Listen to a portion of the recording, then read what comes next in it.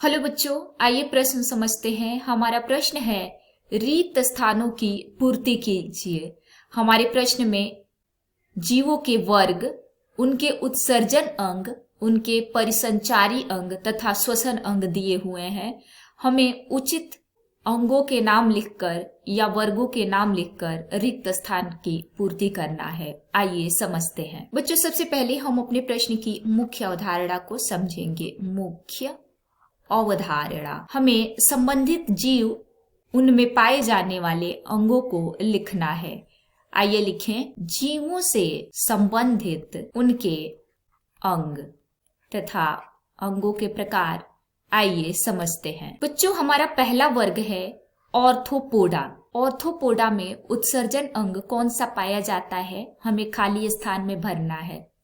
तो बच्चों, ऑर्थोपोडा में जो उत्सर्जन अंग पाया जाता है उसका नाम है मैल्पिघियन नलिकाएं। और ऑर्थोपोडा में जो परिसंचारी अंग होता है बच्चों, वह खुले प्रकार का होता है। और जो श्वसन अंग है वह फेफड़ा या क्लोम या श्वसन नली तंत्र होता है। अब हमारे दूसरे स्थान पर जो वर्ग का नाम है वो खाली स्थान में भरना है हमें।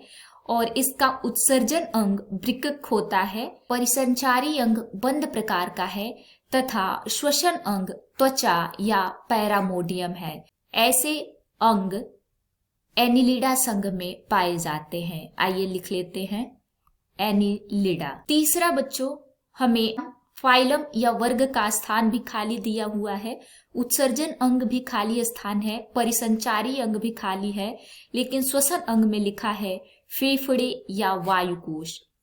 तो बच्चों, जो फेफड़ा या वायुकोश के द्वारा जो जीव श्वसन लेते हैं वह वर्टिब्रेटा कहे जाते हैं। आइए लिखें वर्टिब्रेटा। और जो वर्टिब्रेटा जीव होते हैं उनका उत्सर्जन अंग वृक्क होता है। और परिसंचारी अंग की बात करें तो उनमें बंद प्रकार का परिसंचरण तंत्र पाया जाता है, बंद प्रकार का। चौथी लाइन में जो वर्ग का स्थान है वो खाली दिया हुआ है बच्चों। उत्सर्जन अंग पश्चवृक्क दिया है तथा परिसंचारी अंग खुले प्रकार का दिया है। तो जो पश्चवृक्क उत्सर्जन अंग पाया जाता है तथा परिसंचरण तंत्र खुले प्रकार का होता है वो वर्ग होता है मोलस्का।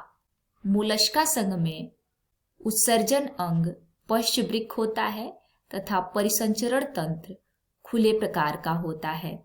अब हम बात करें मोलस्का संघ में श्वसन अंग क्या होता है, तो इसमें श्वसन अंग जल क्लोम होते हैं। जल क्लोम के द्वारा श्वसन होता है मोलस्का संघ में। और पांचवा वर्ग हमारा दिया है एम्फीबिया।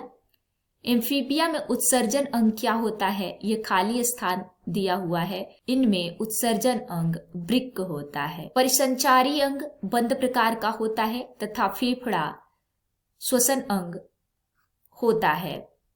तो इस प्रकार आपने विभिन्न वर्ग के जीव, उनके उत्सर्जन अंग, उनके परिसंचारी अंग तथा श्वसन अंग को समझा।